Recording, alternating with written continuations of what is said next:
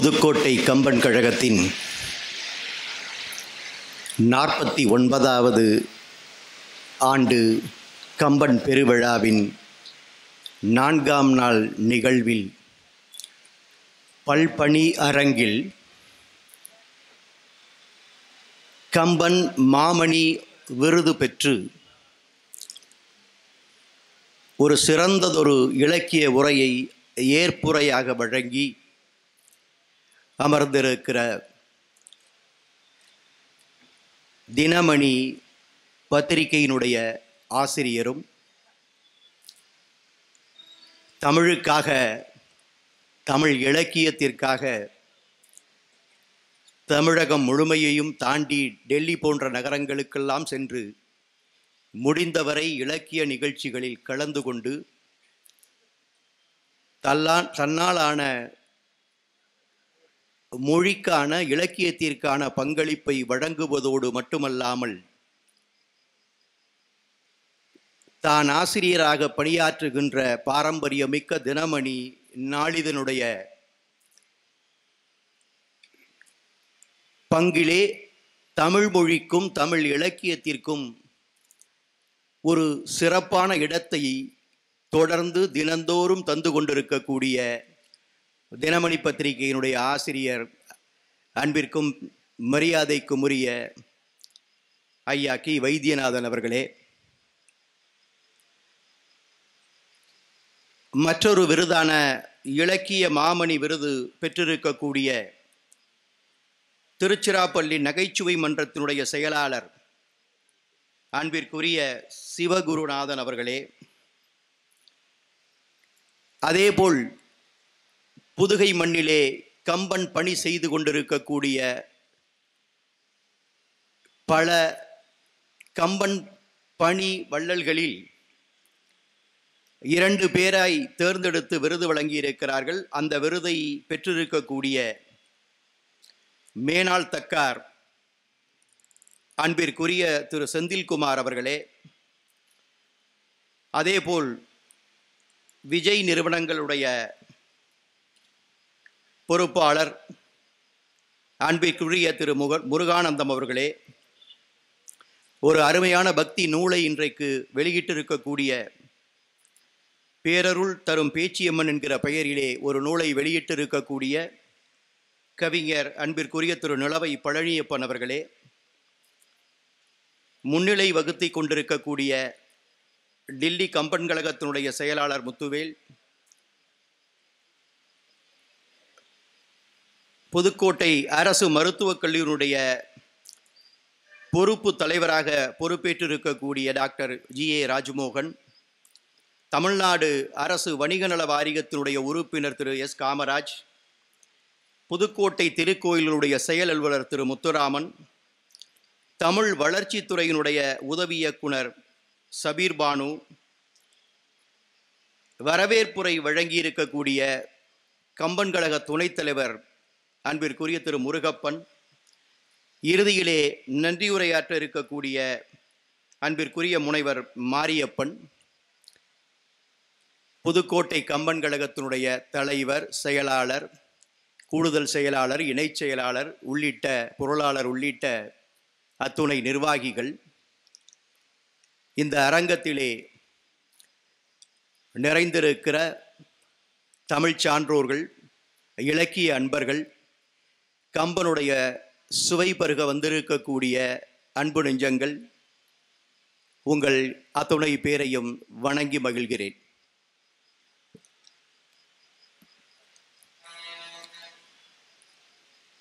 கம்பன் கழக செயலாளர் குறிப்பிட்டது போல, நம்முடைய தினமணி ஆசிரியர் ஏற்புரைகளே குறிப்பிட்டதை போல,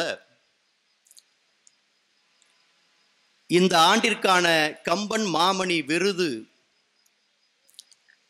வழங்க வேண்டும் என்று முடிவு செய்து அதை தினமணி ஆசிரியருக்கு வழங்குவது என்கின்ற முடிவை அவரிடம் சொல்லுகின்ற பொழுது, அது பற்றி அவர் என்னிடம் பேசுகின்ற பொழுது சொன்னார், நான் புதுக்கோட்டை கம்பன் கழகத்திற்கு வருகிறேன், நிகழ்ச்சிகளே கலந்து கொள்கிறேன், உங்களோடு பயணிக்கிறேன், ஆனால் இந்த விருதெல்லாம் தேவையா என்று சற்று தயங்கியபடி கேட்டார். உங்களுக்கு விருது கொடுப்பது என்று கம்பன் கழகம் முடிவு செய்து அறிவித்திருக்கிறது, உங்களுக்கு சொல்லி இருக்கிறார்கள். அதில் தயக்கம் காட்டுவதற்கு என்ன இருக்கிறது என்று கேட்டேன். இல்லை, விருது என்று மீண்டும் ஒரு தயக்கத்தை வெளிப்படுத்துகின்ற பொழுது சொன்னேன், எத்தனையோ பேர் தமிழுக்கு இன்றைக்கு தொண்டு செய்து கொண்டிருக்கிறார்கள், கம்பனுக்கு தொண்டு செய்து கொண்டிருக்கிறார்கள். பல துறைகளை சார்ந்தவர்கள் தமிழ்பால் ஈர்க்கப்பட்டு கம்பன்பால் ஈர்க்கப்பட்டு இன்றைக்கு கம்பன் பணி ஆற்றிக் கொண்டிருக்கிறார்கள். அவர்களுக்கெல்லாம் தமிழ்நாட்டிலேயும் தமிழ்நாட்டிற்கு வெளியேயும் இருக்கக்கூடிய பல்வேறு கம்பன் கழகங்கள் விருதுகள் வழங்கி கொண்டுதான் இருக்கின்றன. ஆனால் தமிழ்நாட்டிலே நடத்துகின்ற பத்திரிகைகள் என்று வருகின்ற பொழுது எல்லா பத்திரிகைகளும் தமிழுக்கு முக்கியத்துவம் கொடுக்கலாம். ஆனாலும் ஒரு பத்திரிகையினுடைய, அதுவும் ஒரு 100 ஆண்டுகளை கடந்த ஒரு பாரம்பரியமான பத்திரிகையினுடைய ஆசிரியர் என்கிற பொறுப்பிலே இருந்து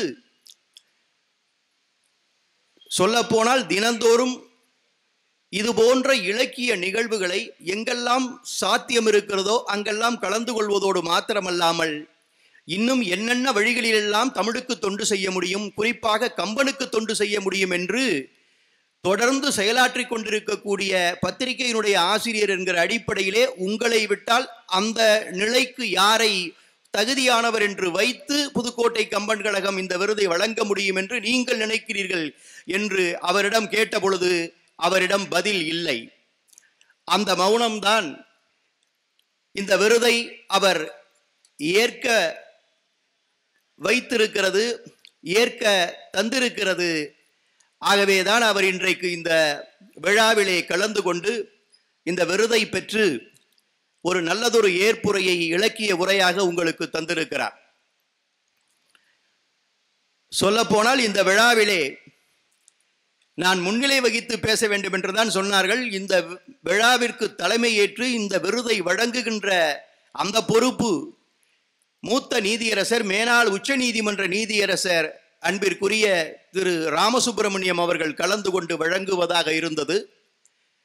ஆனால் திடீரென அவருக்கு உடல்நலக்குறைவு. கடந்த 2-3 நாட்களாக அவர் டெல்லி நகரத்திலே அவருடைய இல்லத்திலேயே ஓய்வெடுத்து கொண்டிருக்கக்கூடிய ஒரு சூழல். நேற்று மதியம் வரை அவர் எப்படியும் உடல்நிலை சரியாகிவிடும் வரலாம் என்றுதான் இருந்தார். ஆனால் நேற்று மதியத்திற்கு மேல் அவர் தொலைபேசியிலே அழைத்து இப்படி இருக்கிறது, என்னுடைய உடல்நிலை என்ன செய்வது என்று சொன்னார். நீங்கள் உடலை பார்த்து கொள்ளுங்கள், உங்கள் சார்பாகவும் எல்லோருடைய சார்பாகவும் புதுக்கோட்டை கம்பன் விழாவின் 4ஆம் நாள் நிகழ்விலே நாங்கள் கலந்து கொண்டு அந்த புதுக்கோட்டை கம்பன் கழகம் திட்டமிட்டபடி நம்முடைய தினமணி ஆசிரியருக்கு அந்த சிறந்த விருதை வழங்குவார்கள், அதிலே நாங்கள் கலந்து கொள்கிறோம் என்று சொல்லி இன்றைக்கு இந்த விழாவிலே அவர் கலந்து கொண்டிருக்கிறார். நானும் கலந்து கொண்டிருக்கிறேன்.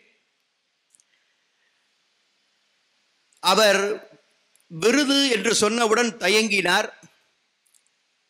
சொல்லப்போனால் இப்பொழுது மேடையிலே நான் பேசிக் கொண்டிருக்கின்ற பொழுது அவரிடம் சொன்னேன், சென்ற ஆண்டு இந்த விருதை கம்பபாரதி இலங்கை ஜெயராஜுக்கு வழங்கினார்கள்.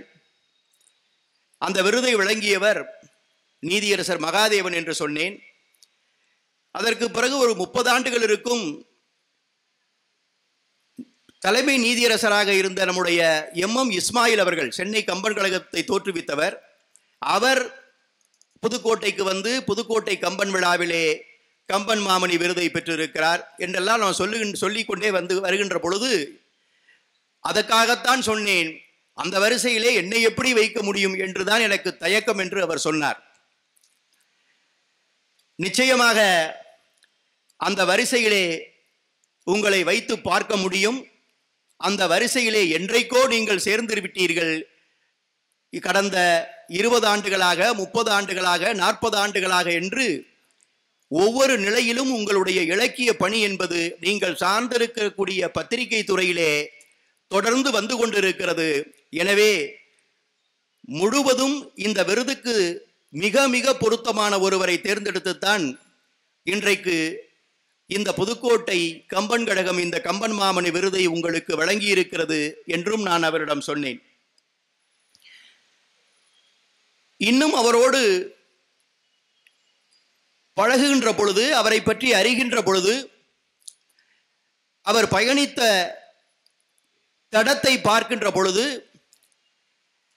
அவர் ஓசையில்லாமல் சத்தமில்லாமல் தமிழுக்கு நிறைய தொண்டுகளை செய்து கொண்டிருக்கிறார். அவர் 2007 மே மாதம் 16ஆம் தேதி தினமணி பத்திரிகையினுடைய ஆசிரியர் பொறுப்பை ஏற்றதாக பதிவு செய்திருக்கிறார்.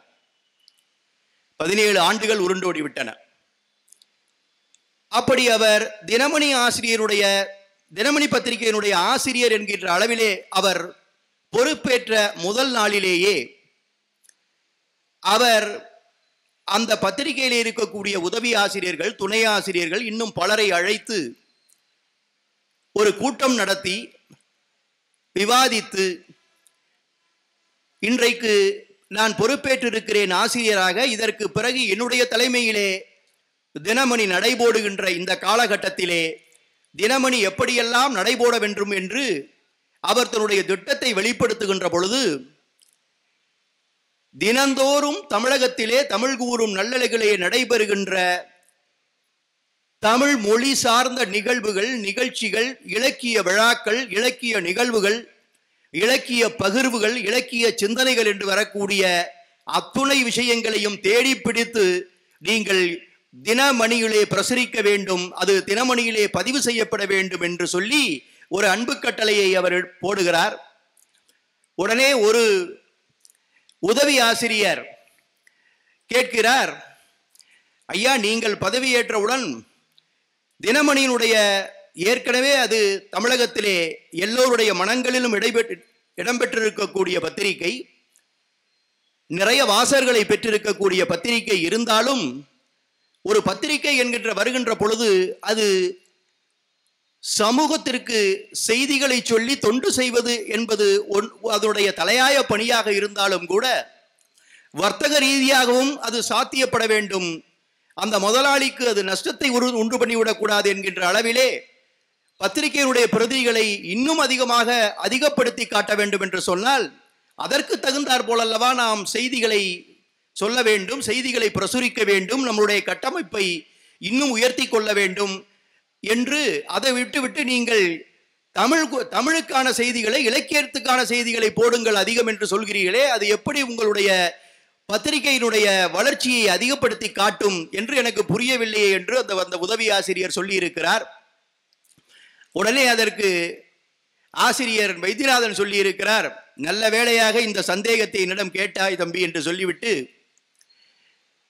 சரி, தினமணி பத்திரிகை தமிழிலே வருகின்ற பத்திரிகை, பல 10 ஆண்டுகளாக வந்து கொண்டிருக்கக்கூடிய பத்திரிகை, சுதந்திரத்திற்கு முன்பிருந்து வந்து கொண்டிருக்கக்கூடிய பத்திரிகை, பாரம்பரியமிக்க பத்திரிகை.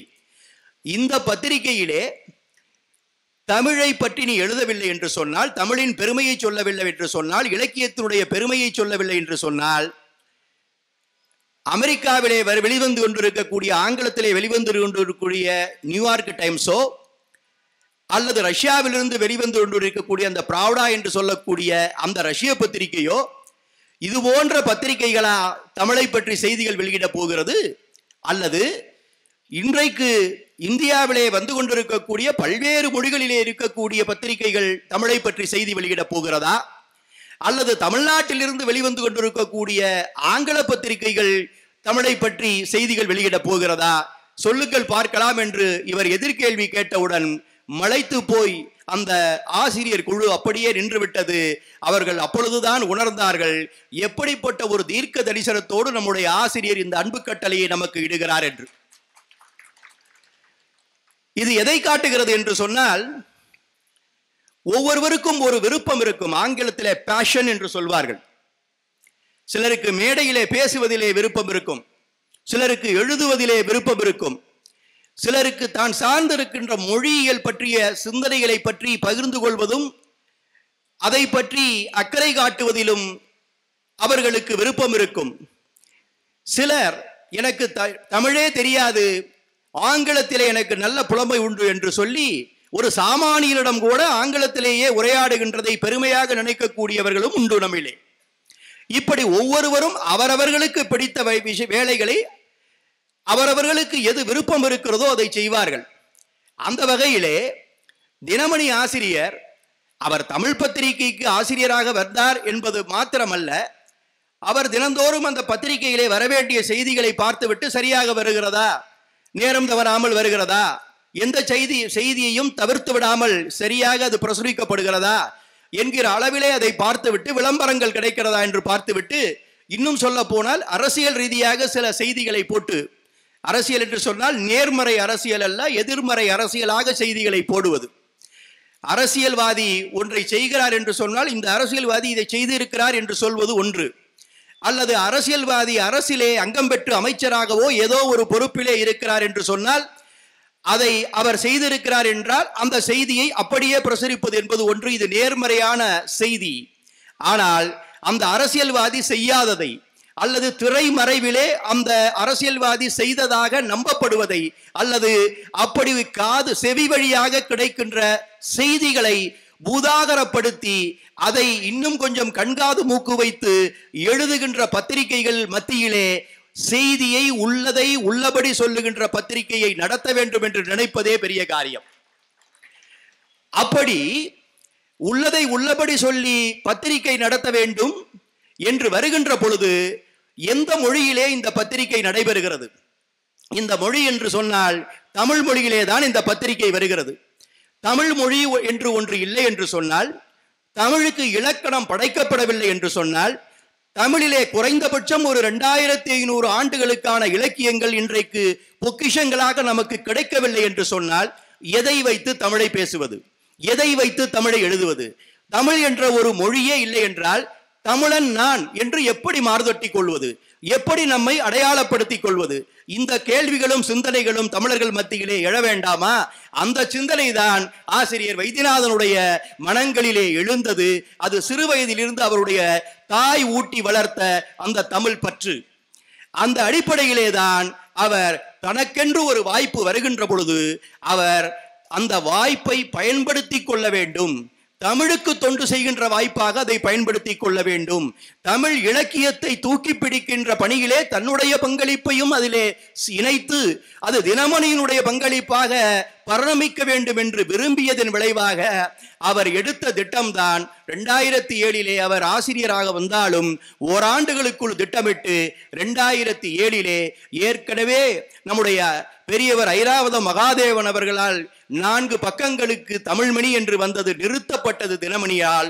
அதை மீண்டும் கொணர வேண்டும் என்று சொல்லி தினமணியிலே தமிழ்மணி என்கின்ற அளவிலே தமிழுக்கு முக்கியத்துவம் கொடுத்து தமிழுக்கு என்று ஒரு பக்கங்களை ஒதுக்கி தினமணியினுடைய அந்த பிரதான பத்திரிகை, மெயின் பேப்பர் என்று ஆங்கிலத்திலே சொல்வார்கள், அந்த பிரதான பத்திரிகையிலேயே தமிழுக்கு இன்றைக்கு முக்கியத்துவம் கொடுக்க வேண்டும் என்று சொல்லி 2008 மே மாதத்திலே இருந்து தமிழ் மணியை அவர் தொடர்ந்து நடத்தி கொண்டிருக்கிறார். இன்றைக்கு தமிழ்நாட்டிலே தமிழ் இலக்கிய நிகழ்ச்சிகள் நடைபெறுகிறது என்று சொன்னால், அது கன்னியாகுமரியிலே நடந்தாலும் சரி, சென்னையிலே நடந்தாலும் சரி, புதுக்கோட்டையிலே நடந்தாலும் சரி, ஈரோட்டிலே நடந்தாலும் சரி, தமிழ்நாட்டிலே இன்றைக்கு என்ன இலக்கிய நிகழ்ச்சிகள், தமிழ் நிகழ்ச்சிகள் நடைபெற்றன, எந்த இலக்கியவாதிக்கு விருது வழங்கப்பட்டது, எந்த நூல் புதிதாக தமிழிலே படைக்கப்பட்டிருக்கிறது என்பதை தமிழன் தெரிந்து கொள்ள வேண்டும், தமிழனின் அறிஞன் அறிந்து கொள்ள வேண்டும் என்று சொன்னால் அவன் நம்ப வேண்டிய, நம்பக்கூடிய ஒரே பத்திரிகையாக தினமணியை இன்றைக்கு மாட்டி காட்டியிருக்கிற பெருமை நம்முடைய ஆசிரியர் வைத்தியநாதன் அவர்களை சாரும். அதோடு அவர் நிறுத்திவிடவில்லை. அந்த தமிழ்மணியிலே வாரந்தோறும் நீங்கள் படிப்பீர்கள், ஞாயிற்றுக்கிழமையுடைய நடுப்பக்கத்திலே அது வருகிறது. அதிலே கீழ் பகுதியிலே அந்த 8 பத்தி தலைப்பிலே அவர் கலாரசிகன், இந்த வாரம் என்ற பெயரிலே கலாரசிகன் என்று அவர் எழுதி கொண்டிருக்கிறார். அவர் அந்த 2007 ஆரம்பித்து எழுதி கொண்டிருக்கிறார். 17 ஆண்டுகள் ஆகியிருக்கின்றன. என்னிடம் அவர் எழுதிய நூல்களுடைய தொகுப்பை தந்தார். நான் அதை புரட்டி பார்க்கின்ற பொழுதே மலைத்து போனேன்.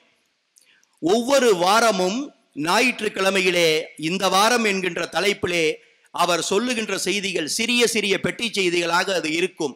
ஆனால் எத்தனையோ ஆண்டுகளுக்கு முன்பு தமிழ்நாட்டிலே, தமிழ் உலகத்திலே தமிழ் அறிஞர்கள் என்ன செய்தார்கள், தமிழ் படைப்பாளிகள் என்ன செய்தார்கள், எத்தனை நூல்கள் வந்தன, எத்தனை கவிதைகள் வந்தன, எங்கெல்லாம் விழாக்கள் நடைபெற்றன, யார் யாரை புகழ்ந்தார்கள், யார் யாரை இகழ்ந்தார்கள், யாருடைய நூலை தூக்கி வைத்து பேசினார்கள். எந்தெந்த கவிதைகளிலே சிறப்புகள் அமைந்திருந்தன, இப்படி போய்கொண்டே இருக்கிறது அதனுடைய போக்கு. தொடர்ந்து எழுதி கொண்டிருக்கிறார். எப்படி ஆர்டிஷன் ஊற்று என்று சொல்வார்கள். அது எங்காவது ஒரு இடத்திலே, நம்ம நாடுகளிலே இல்லை, மேலை நாடுகளிலே இன்னும் எங்கோ இருக்கிறதா, திடீரென்று அது பீரிட்டு அடிக்க ஆரம்பித்தால் ஆண்டு கணக்கில் பல 10 ஆண்டுகள் அது அடித்துக் கொண்டே இருக்கும். எங்கிருந்து அந்த நீர் வருகிறது என்று யாருக்கும் தெரியாது. அப்படி என்றால் பூமிக்குள் அவ்வளவு நீரா என்று கேட்கின்ற அளவிற்கு தமிழ் ஊற்று இருக்கிறதே, அது நம்முடைய ஆசிரியர் வைத்தியநாதனுடைய ஆர்டிஷன் ஊற்று போல் வந்து கொண்டே இருக்கிறது. வாராவாரம் எழுதி கொண்டிருக்கிறார். நீங்கள் யோசித்து பாருங்கள். ஒரு கட்டுரை எழுத வேண்டும் என்று நீங்கள் யோசித்து முடிவெடுத்தீர்கள் சொன்னால் எத்தனை நாட்கள் நீங்கள் மெனக்கட வேண்டும் என்று யோசித்து பாருங்கள். பல நூல்களை படிக்க வேண்டும், பல குறிப்புகளை பெற வேண்டும், உட்கார்ந்து எழுதுவதற்கு நேரம் வர வேண்டும். அப்படி நீங்கள் எழுதுகின்ற பொழுது அதிலே சந்தேகங்கள் வந்துவிடும். நீங்கள் பேசுகின்ற பொழுது எதையும் பேசிவிட்டு போய்விடலாம். அதை பெரிதாக யாரும் நினைக்க மாட்டார்கள். ஆனால் எழுதுவது என்று வந்தால் ஒவ்வொரு எழுத்தும் அது உண்மையாக இருக்க வேண்டும், அதற்கு ஆதாரங்கள் இருக்க வேண்டும். போகிற போக்கிலே ஒருவன் எழுதிவிட்டு போக முடியாது, நம்பிக்கையற்று போய்விடுவான். அப்படி அவர் தொடர்ந்து எழுதி கொண்டிருக்கிற போது எவ்வளவு குறிப்புகளை தருகிறார், எத்தனை நூல்களை அவர் படித்திருக்கிறார். அவர் தொலைபேசியில் சில நாட்கள் சொல்வார், இப்படி ஒரு நூல் வந்திருக்கிறது ஐயா, எனக்கு நூல் விமர்சனத்துக்காக வந்தது, வருகின்ற பொழுதுதான், நான் கிளம்புகின்ற பொழுதுதான் வந்தது, உடனே ரயிலிலே போவதற்கு படிப்பதற்கு நூல் வேண்டுமே என்று சொல்லி அந்த 2 நூல்களையும் எடுத்து வைத்துக் கொண்டேன். நான் சென்னையிலிருந்து கிளம்பி வருகின்ற பொழுது அந்த இரவிலே இந்த நூலை படித்து விட்டேன். மீண்டும் நான் சென்னைக்கு திரும்பி போகின்ற பொழுது இன்னொரு நூலை முழுமையாக படித்து விட்டேன் என்று சொல்லி தினந்தோறும் நூல்களை படித்துக் கொண்டிருக்கக்கூடியவர். அதனால்தான் அந்த ஆர்டிஷன் ஊற்று என்று சொன்னோனே, அப்படி பூமிக்கு அடியில் நீர் சேர சேர சேர அது வந்து ஊற்றாக வருகிறது போல அவருடைய அந்த எண்ணப்பாடில், அவருடைய நெஞ்சங்களிலே தமிழை தினந்தோறும் அவர் சேர்த்து கொண்டே இருக்கிற காரணத்தினாலே அதிலிருந்து அல்லகல்ல குறையாமல் அந்த தமிழ் தொடர்ந்து வந்து கொண்டிருக்கிறது, கொட்டி கொண்டிருக்கிறது. இன்னும் பலகாலம் உங்களுடைய வாழ்நாள் முழுமையும் நீங்கள் அதை தொடர்ந்து கொட்டிக்கொண்டே இருக்க வேண்டும், எழுதி கொண்டே இருக்க வேண்டும். தினமணி வாசகர்கள் மாத்திரமல்ல, அந்த தமிழ் கூறும் நல்லுலகிலே இது போன்ற விடயங்களை தெரிந்து கொள்வதற்கு யாரெல்லாம் முயல்கிறார்களோ அவர்களுக்கெல்லாம் ஒரு கால பெட்டகமாக உங்களுடைய அந்த எழுத்து அமைய வேண்டும், அமைந்து கொண்டிருக்கிறது என்று நான் அவருக்கு சொல்ல கடமைப்பட்டிருக்கிறேன். அவரை பற்றிய ஒரு விமர்சனத்தை எழுதியிருந்தார். அந்த நூலுடைய தொகுப்பிலே ஒருவர் எழுதியிருக்கிறார். அந்த விமர்சனம் டிகேசி என்று நீங்கள் கேள்விப்பட்டிருப்பீர்கள். அவர்தான் ரசிகர் என்று, ரசிகமணி என்று அவரை சொல்லுவார்கள். அது என்னையா ரசிகமணி என்று சொன்னால், அவர் விமர்சனம் செய்வார். எந்த ஒரு கவிதையையும் எந்த ஒரு எழுத்தையும் அதிலே இருக்கக்கூடிய தமிழை, இலக்கிய சுவையை, இலக்கியத்தினுடைய ஆழத்தை உள்வாங்கிக் கொண்டு அவர் அந்த ரசிக்கக்கூடியவர், அதை விமர்சிக்கக்கூடியவர். கம்பனில் ஆலங்கால் பட்டவர் ரசிகமணி டிகேசி என்று சொல்லி திருநெல்வேலி மாவட்டத்தை சேர்ந்தவர் இன்றைக்கு இல்லை. அவர்தான் வட்டத்தொட்டி வைத்து தமிழ் வளர்த்த ஒரு பெருமகடா. அவரை ரசிகமணி என்கின்ற ஒரு சிறப்பு பெயர் கொண்டு அவரை அழைப்பார்கள். அப்படி தமிழுக்கு கிடைத்த 2வது ரசிகமணி என்று ஒருவர் பாராட்டி இருக்கிறார் நம்முடைய ஆசிரியர் வைத்தியநாதனை. அப்படி 2வது ரசிகமணியாக தமிழுக்கு வாய்த்திருக்கக்கூடிய தினமணி ஆசிரியர் வைத்தியநாதனுக்கு புதுக்கோட்டை கம்பன் கழகம் கம்பன் மாமணி விருது வழங்கி இருப்பது என்பது இந்த விருதினால் திரு வைத்தியநாதன் பெருமைப்படுவதை போல திரு வைத்தியநாதன் அவர்களுக்கு விருது வழங்கியதனால் இந்த விருதிற்கும் ஒரு கௌரவம் புதிதாக சேர்ந்து இருக்கிறது என்று சொல்வதை நான் பெருமை கொள்கிறேன். அதே போல் இலக்கிய மாமணி விருது, அதே போல் கம்பன் படிவள்ளல் விருது ஆகியவையும் இங்கே வழங்கப்பட்டிருக்கின்றன. அவரவர்கள் செய்கிற அந்த தொழிலையும் தாண்டி தமிழுக்கும் கம்பனுக்கும் தொடர்ந்து செய்து கொண்டிருக்கிற தொண்டை, அதை சீர்தூக்கி பார்த்து கம்பன் கழகம் இன்றைக்கு அந்த விருதுகளை அவர்களுக்கு வழங்கி இருக்கிறது. அப்படிப்பட்ட பெரியவர்களுக்கும் என்னுடைய வாழ்த்துக்களை நான் தெரிவித்துக் கொள்கிறேன். புதுக்கோட்டை கம்பன் கழகம் மிக வித்தியாசமாக ஒவ்வொரு ஆண்டும் இப்பொழுது கம்பன் கழகத்தை வடிவமைத்து நடத்தி கொண்டிருக்கிறது. நான் அறிந்தவரை தமிழ்நாட்டிலே 10 நாட்கள் கம்பனுக்கு விழா எடுக்கிற கழகம் புதுக்கோட்டை மாத்திரம்தான். கம்பன் கழகம் என்று சொல்வதை விட ஒரு சிறந்த இலக்கிய அமைப்பு, ஒரு தமிழ் இலக்கிய விழாவை இப்படி திருவிழா போல் 10 நாட்கள் நடத்துவதும் அநேகமாக புதுக்கோட்டை கம்பன் கழகம் தான். ஏனென்று கேட்டால் 2 நாட்கள் 3 நாட்கள் விழா நடக்கிறது உண்டு, 5 நாட்கள் எல்லாம் நடக்கிறது. சென்னையிலே வள்ளலார் விழாவை நடத்தினார் நம்முடைய அருட்செல்வர், அவர் இருக்கின்ற காலம் வரை 10 நாட்கள் நடத்தினாராம். அதற்கு பிறகு 5 நாட்களாக குறைத்து இப்பொழுது 3 நாட்கள் என்று நினைக்கிறேன் குறைத்து விட்டார்கள் அவர்களால் முடியவில்லை. சென்னையிலே 10 நாட்கள் ஒரு காலத்திலே நடந்ததாக சொல்வார்கள், இப்பொழுது அதை குறைத்து விட்டார்கள். அதேபோல் கம்பன் கழகங்கள், பெரும்பாலான கம்பன் கழகங்கள் 3 நாட்கள் அல்லது 2 நாட்கள், சில கம்பன் கழகங்கள் ஒரே நாளிலே தன்னுடைய விழாவை முடித்துக் கொள்கிறது. அவ்வளவுதான் அவர்களால் முடிகிறது. ஆனால் புதுக்கோட்டை கம்பன் கழகம் இவற்றிலிருந்தெல்லாம் மாறுபட்டு வித்தியாசப்பட்டு 10 நாட்கள் புதுக்கோட்டையிலே ஒரு மிகப்பெரிய இலக்கிய திருவிழாவை தொடர்ந்து ஒவ்வொரு ஆண்டும் நடத்துகிறது. இந்த ஆண்டு திருவிழா முடிந்த உடனேயே அடுத்த ஆண்டு எந்த தேதியில் இந்த திருவிழாவை நடத்த வேண்டும், யாரையெல்லாம் அழைக்க வேண்டும் என்று திட்டமிடுகின்ற வேலையை புதுக்கோட்டை கம்பன் கழகம் ஓராண்டுக்கு முன்பே துவக்கி விடுவதை நான் அறிவேன். அப்படி திட்டமிட்டு அவர்கள் இந்த விழாவை மிகச்சிறப்பாக நடத்தி கொண்டிருக்கிறார்கள். தமிழ்நாட்டிலே நிறைய இடங்களிலே கம்பன் கழகங்கள் செயல்பட்டு கொண்டிருக்கின்றன. தாய்க்கழகமாக இருக்கக்கூடிய காரைக்குடி கம்பன் கழகம், நான் ஒரு முறை சொல்லி இருக்கிறேன், தாய்க்கழகத்திற்கு முந்தைய ஒரு கழகம் இருக்கிறது, கம்பன் பிறந்த ஊரான தேரெழுந்தூர். அதை எப்படி அழைப்பது, இதை தாய்க்கழகம் என்று சொன்னால் அதை எப்படி அழைப்பது என்று கேட்டார்கள். அதை தந்தை கழகம் என்று அழைக்கலாம் என்று கூட நான் சொன்னேன். தாய்க்கழகம், தந்தை கழகங்கள் இருக்கின்றன. அதற்கு பிறகு சென்னை போன்ற இடங்களிலே கம்பன் கழகங்கள். இந்த கம்பன் கழகத்தை விட 1 வயது மூத்தவர் அவர், அந்த சென்னை கம்பன் கழகம். இந்த ஆண்டு 50வது ஆண்டிலே அது அடியெடுத்து வைக்கிறது. அதிலே பாருங்கள், சென்னை கம்பன் கழகத்திலே ஒரு 20-22 ஆண்டுகளாக நான் தொடர்ந்து அவர்களோடு இணைந்து பணியாற்றி கொண்டிருந்தாலும் கூட, எத்தனையோ நிகழ்ச்சிகளிலே கலந்து கொண்டிருந்தாலும் கூட, கம்பன் விழாவிலே மேடை ஏறி, சென்னை கம்பன் விழாவிலே மேடை ஏறி அந்த விழாவை துவக்கி வைக்கின்ற பெரும் பாக்கியத்தை சென்னை கம்பன் கழகம் இந்த ஆண்டு எனக்கு வழங்கி இருக்கிறது. அடுத்த மாதம் ஆகஸ்ட் மாதம் 9ஆம் தேதி சென்னையிலே நடைபெறுகின்ற அந்த கம்பன் விழாவினுடைய துவக்க விழா, விருது வழங்கும் விழாவெல்லாம் நடைபெறுகின்றது. அதிலே நான் கலந்து கொண்டு அந்த பணியை செய்ய வேண்டும் என்று என்னை அவர்கள் கேட்டுக்கொண்டிருக்கிறார்கள். அதேபோல் இப்பொழுது நம்முடைய விழுப்புரத்திலிருந்து கம்பன் கழக நண்பர்கள் வந்திருந்தார்கள். அவர்கள் கேட்டுக்கொண்டதற்கு இணங்க இந்த ஆண்டு கம்பன் கழக துவக்க விழா அவர்கள் ஊரிலே ஆகஸ்ட் 2ஆம் தேதி நடைபெறுகிறது. அந்த விழாவிலும் கலந்து கொண்டு நான் அந்த விழாவை துவக்கி வைக்கின்ற பெரும் பொறுப்பை எனக்கு வழங்கி இருக்கிறார்கள். இது எதற்காக சொல்கிறேன் என்று சொன்னால், தமிழ்நாட்டில் எங்கு பார்த்தாலும் கம்பன் கழகங்கள் இருக்கின்றன, பல ஊர்களில் இருக்கின்றன, அநேகமாக எல்லா மாவட்டங்களிலும் இருக்கின்றன. சில மாவட்டங்களில் 1க்கு மேற்பட்ட கம்பன் கழகங்கள் கூட வேறு வேறு ஊர்களிலே இருக்கின்றன. இப்படி எங்கு பார்த்தாலும் ஒரு இலக்கியவாதியை, ஒரு கவிஞனை தூக்கி வைத்து கொண்டாடுகின்ற இலக்கிய அமைப்பு இருக்கக்கூடிய ஒரு இலக்கியவாதி, ஒரு கவிஞன் இருக்கிறான் என்று சொன்னால் அது தமிழில் புதிய உச்சம் தொட்ட கம்பனை தவிர வேறு யாரும் இருக்க முடியாது. நீங்கள் பல பேர் இந்த ஆங்கில பேராசிரியர் என்று சொன்னாரே, அந்த ஆங்கில பேராசிரியர்கள் எல்லாம் சொல்வார்கள் ஷேக்ஸ்பியர், எதற்கெடுத்தாலும் ஷேக்ஸ்பியர் என்று அவர்கள் கோடிட்டு காட்டுவார்கள். ஆங்கிலம் படித்தவர்களுக்கு, ஆங்கிலத்தை சேர்ந்தவர்களுக்கு, இங்கிலீஷ்காரர்கள் என்று சொல்கிறவர்களுக்கு வேண்டுமானால் ஷேக்ஸ்பியரை விட்டால் வேறு வழி இல்லை, அவர்தான் கெதி என்று வைத்திருக்கிறதுனால் நீங்கள் ஷேக்ஸ்பியரை அவர்கள் கொண்டாடலாம்.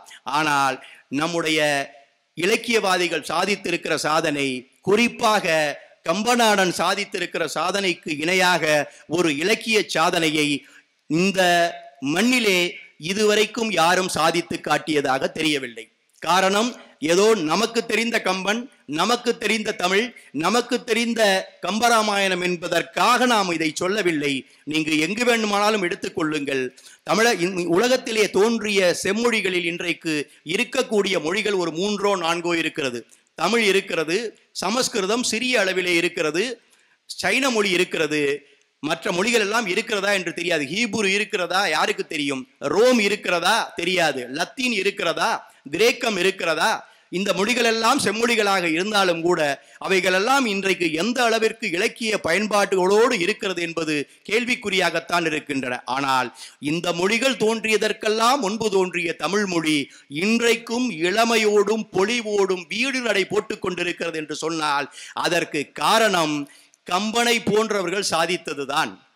10,368 பாடல்களை தனி தமிழிலே ஒரு கவிஞன் படைக்க முடியும் என்று சொன்னால் அவன் எவ்வளவு பெரிய ஆற்றல் பெற்றவனாக இருந்திருப்பான் என்று நீங்கள் யோசித்து பாருங்கள்.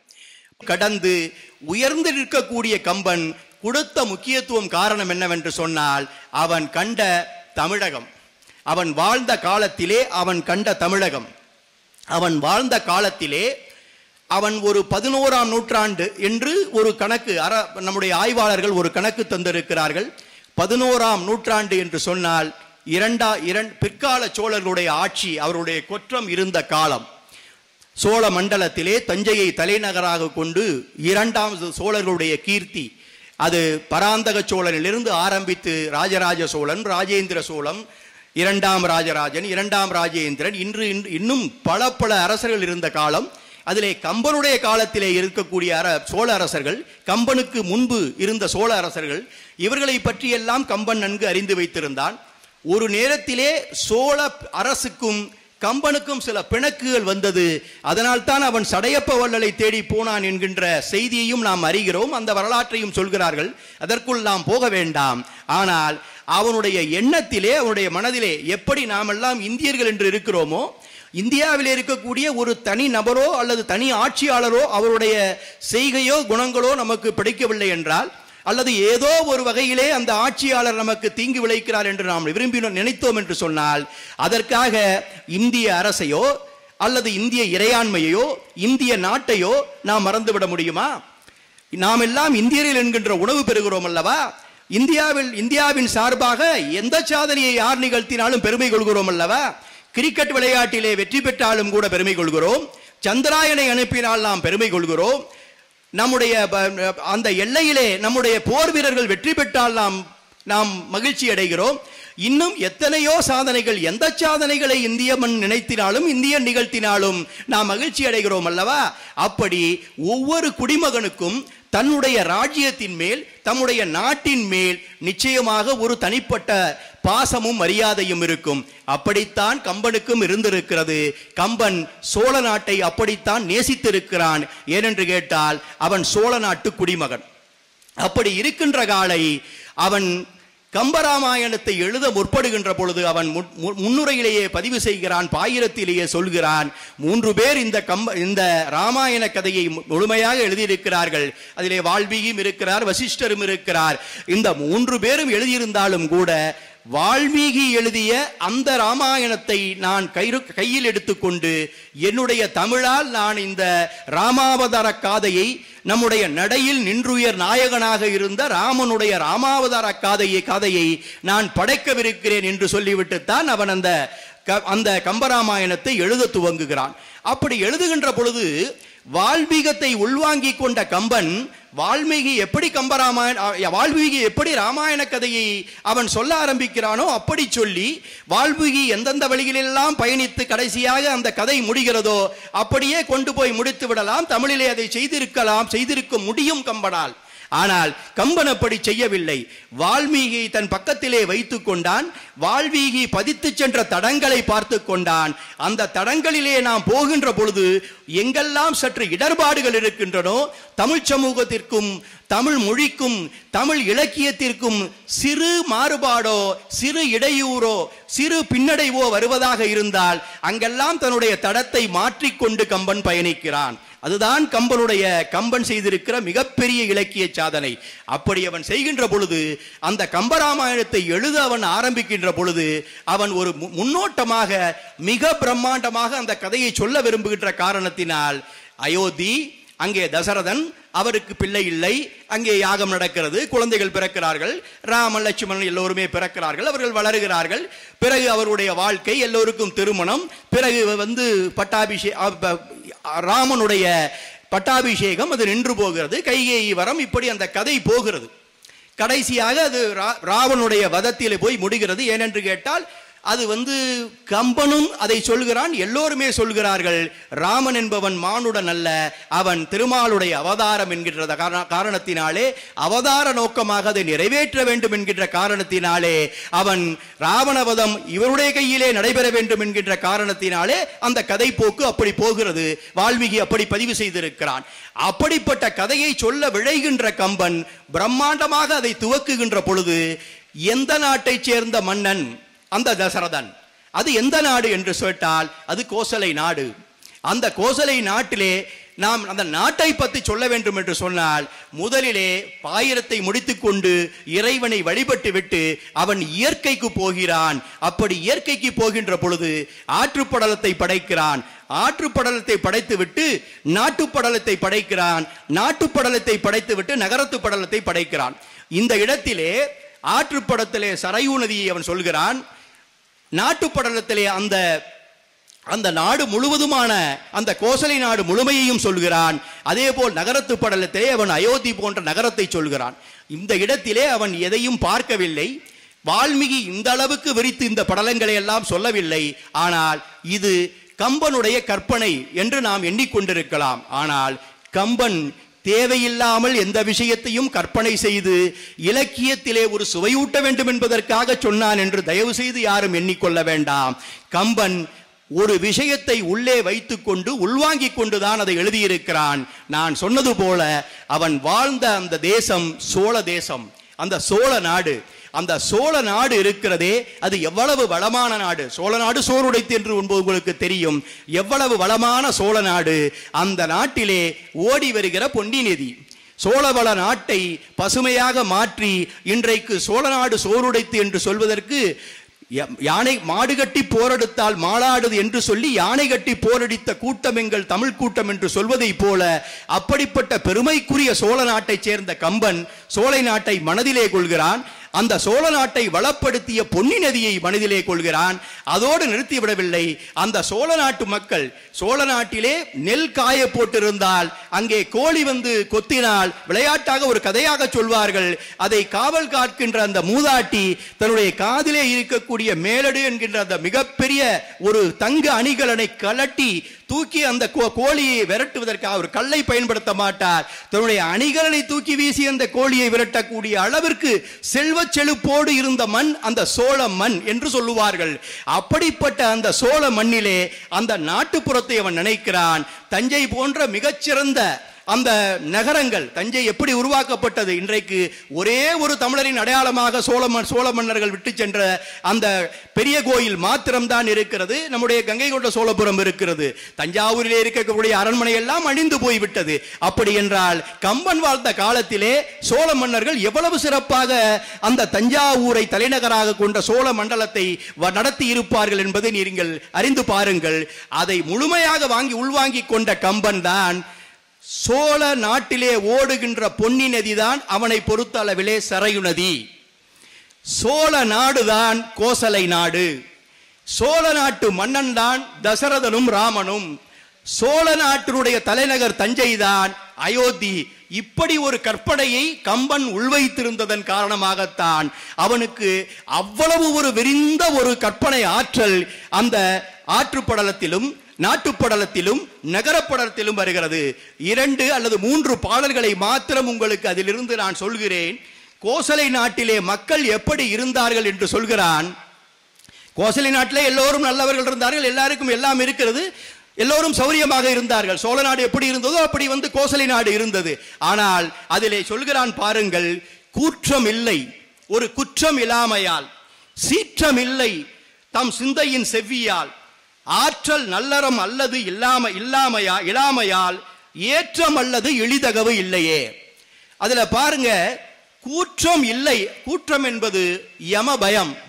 அந்த யம பயம், அந்த திடீரென்று எதுவும் ஆகிவிடுமோ, நம் உயிர் போய்விடுமோ, நமக்கு ஏதாவது ஆபத்து வந்து விடுமோ, நாம் எதிலாவது மாட்டிக்கொள்வோமோ என்று இப்பொழுது மனிதர்கள் பயந்து வாழ்கிறார்கள் அல்லவா?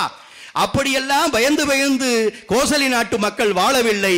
ஏனென்று கேட்டால் கூற்றம் இல்லை, அந்த பயம் அவர்களுக்கு இல்லை. காரணம், எல்லோருமே நல்லவர்கள், யாருமே தவறு செய்வதில்லை. ஒரு குற்றம் இல்லாமையால். சீற்றம் இல்லை, யாருக்கும் யாரிடமும் கோபம் இல்லை. காரணம், தம் சிந்தையின் செவ்வியால். அப்படிப்பட்ட உயர்ந்த சிந்தனைகளை கொண்டு ஒரு நல்ல வாழ்க்கையை, ஒரு மானுட வாழ்க்கையை வாழ்ந்து கொண்டிருக்கக்கூடிய கோசல நாட்டு மக்களுக்கு சீற்றமே இல்லை. காரணம், அவர்கள் அப்படிப்பட்ட எண்ணப்பாட்டை கொண்டிருக்கிறார்கள். ஆற்றல் நல்லறம் அல்லது, அப்படிப்பட்ட நல்லறம் அல்லது இல்லாமையால், ஏற்றம் அல்லது எளிதகவில்லையே. வாழ்க்கை முழுக்க உயர்வும் ஏற்றமும் மகிழ்ச்சியும் தான் அந்த மக்களுக்கு இருந்ததே ஒழிய அவர்களுக்கு தாழ்வு வந்து விடவில்லை என்று நாட்டுப்படலத்திலே பாலகாண்டத்திலே கம்பன் சொல்லுவான். இதை அப்படியே எடுத்துக்கொள்ளுங்கள். இது கோசலை நாடு என்று ஒன்று இருந்து அந்த நாட்டை பற்றி அவன் சொன்ன கற்பனை கதையா என்றால் அது நிச்சயமாக இல்லை. அவன் சோழ நாட்டை பார்த்து சோழ நாட்டு மக்களை, நாட்டுப்படலத்திலே சோழ நாட்டு மக்களுடைய விஷயங்களை எல்லாம் உள்வாங்கிக் கொண்டு கம்பன் படைத்து காட்டியதுதான் நம்முடைய கோசலை நாட்டிலே இருக்கக்கூடிய அந்த நாட்டுப்படலம். அதே போல் கம்பன் இன்னொன்றையும் சொல்லுவான். ஏனென்று கேட்டால், கம்பனுக்கு 1000 ஆண்டுகளுக்கு முன்பு தோன்றியவன் வள்ளுவன். 1000 ஆண்டுகளுக்கு முன்பு ஒரு மிகச்சிறந்த ஆகச் சிறந்த அற இலக்கியத்தை தமிழுக்கு மாத்திரமல்ல உலகம் முழுமைக்குமான மாந்தர்களுக்கும் படைத்து காட்டியவன் நம்முடைய திருவள்ளுவன். அந்த திருவள்ளுவர் வகுத்து தந்த நெறியை உள்வாங்கிக் கொண்ட கம்பன் ஒவ்வொரு இடத்திலும் திருவள்ளுவரை பற்றி உள்வாங்கிக் கொண்டு அவனுடைய தன்னுடைய கதை போக்கை, தன்னுடைய கவிதையை அவன் சொல்கிறான். ஒரு இடத்திலே அவன் சொல்லுவான், இதை உரையாசிரியர்கள் கம்ப விசித்திர பாடல் என்று விழித்து சொல்கிறார்கள். அவன் சொல்கிறான், எல்லாமே இல்லை இல்லை என்று சொல்லுவான். வன்மை இல்லை ஓர் வறுமை இன்மையால். அந்த வன்மைன்னா வேற என்ன? அந்த வண்ணம் அல்லது வன்மை என்றால் அது வள்ளல் தன்மை என்று பொருள்படும்.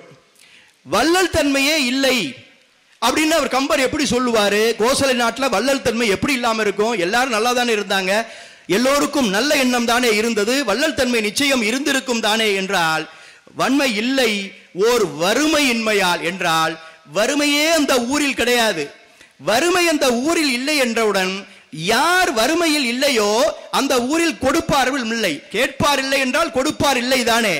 அப்படி கொடுக்கக்கூடிய மனம் இருந்தால் கூட அவர்கள் கொடுப்பதற்கு அங்கே ஆள் இல்லை, எல்லோருமே வசதியாக இருக்கிறார்கள், வறுமை இல்லை என்ற காரணத்தினாலே அங்கே வள்ளல் தன்மை மிகுந்தவர்கள் யார்? அவர் வள்ளல், இவர் வள்ளல், இவர் வள்ளல் என்று கோசலை நாட்டிலே யாரையும் குறிப்பிட்டு நீங்கள் சொல்லிவிட முடியாது. அந்த அளவிற்கு அந்த ஊர் இருந்தது என்று சொல்வதற்காக அப்படி சொல்லுவான். வன்மை இல்லை ஓர் வறுமை இன்மையால், திண்மை இல்லை நேர் செருணரின்மையால்.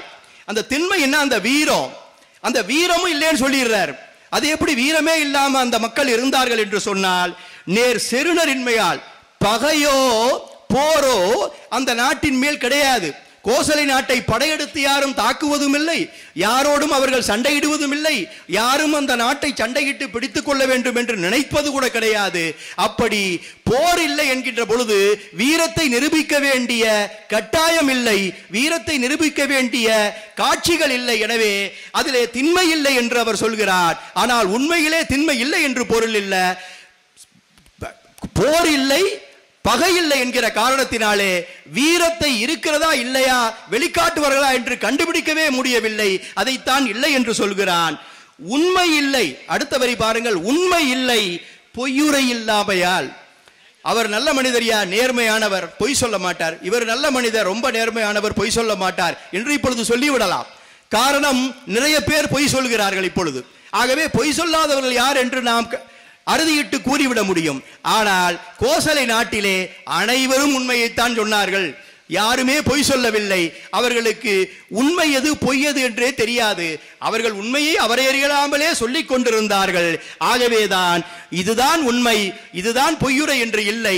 எனவே யாருமே பொய்யுரைக்கவில்லை என்கின்ற காரணத்தினாலே இருப்பதெல்லாம் உண்மை என்று வருகின்ற பொழுது இவரிடம்தான் உண்மை இருக்கிறது, இவரிடம்தான் உண்மை இருக்கிறது என்று சொல்லி பிரித்து பார்த்து அடையாளப்படுத்த முடியாது என்று உண்மை இல்லை பொய்யுரை இல்லாமையால் என்று சொல்லுவான். அதே போல் உண்மை இல்லை அறிவுடைமை என்று யாராவது படிக்காதவர்கள் முட்டாளர்கள் இருக்கிறார்களா என்றால் உண்மை இல்லை பல கேள்வி ஓங்கலால். அப்படின்னா எல்லா வகையான கல்விகளிலும் மிகச்சிறந்து விளங்கிய மக்கள் தான் அந்த கோசலை நாட்டு மக்கள். அப்படி இருக்கின்ற பொழுது இவர் அறிவில்லாதவர், இவர் படிக்காதவர், இவர் அறிவிலி என்று சுட்டிக்காட்ட முடியாது யாரையும். ஆகவே உண்மை இல்லை பல கேள்வி ஓங்கலால் என்று சொல்லி இப்படி ஒரு விசித்திரமான பாடலை கம்பன் வைப்பான். இந்த பாடலுக்கான கருவை கூட, ஏனென்றால் ஒரு நாடு எப்படி இருக்க வேண்டும் என்றால் இப்படித்தான் இருக்க வேண்டும். நாடு என்பது எப்படி இருக்க வேண்டும் என்பதை நம்முடைய வள்ளுவன் சுட்டிக்காட்டுவான். உரு பசியும் ஓவா பிடியும் செரு பகையும் சேராது இயல்வது நாடு என்று கம்பன் திருவள்ளுவன் சுட்டிக்காட்டுவான்.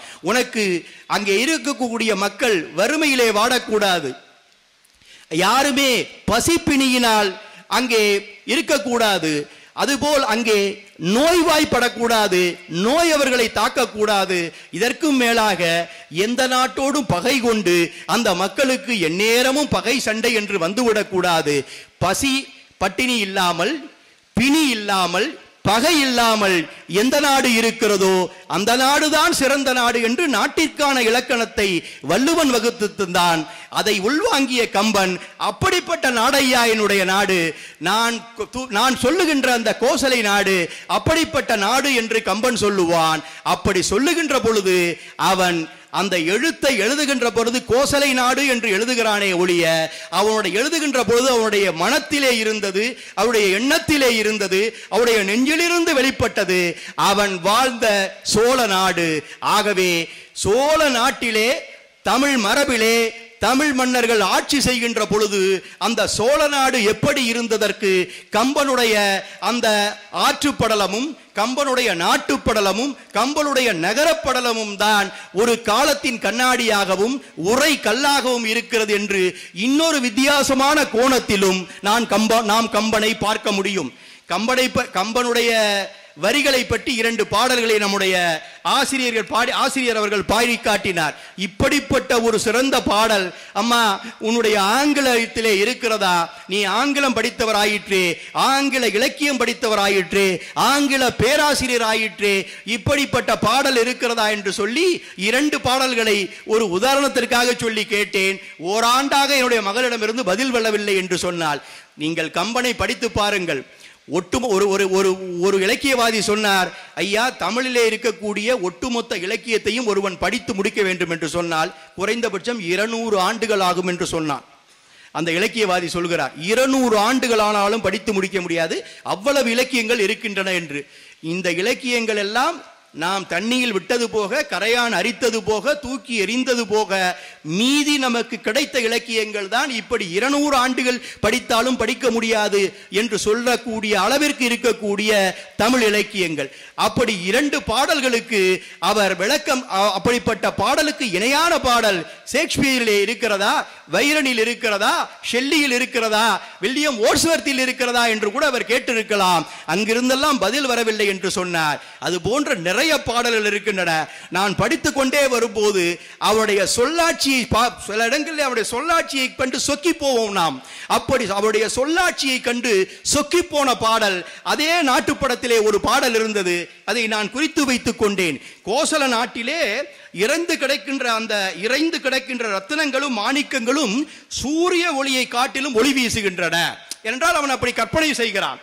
அங்கே இருக்கக்கூடிய மகளிருடைய தனங்கள் இருக்கிறதே, அது வளமிக்க செவ்விர இளநீர்களை விட சிறப்புடையது. அவன் அப்படி அந்த பெண்களை வர்ணிக்கிறான்.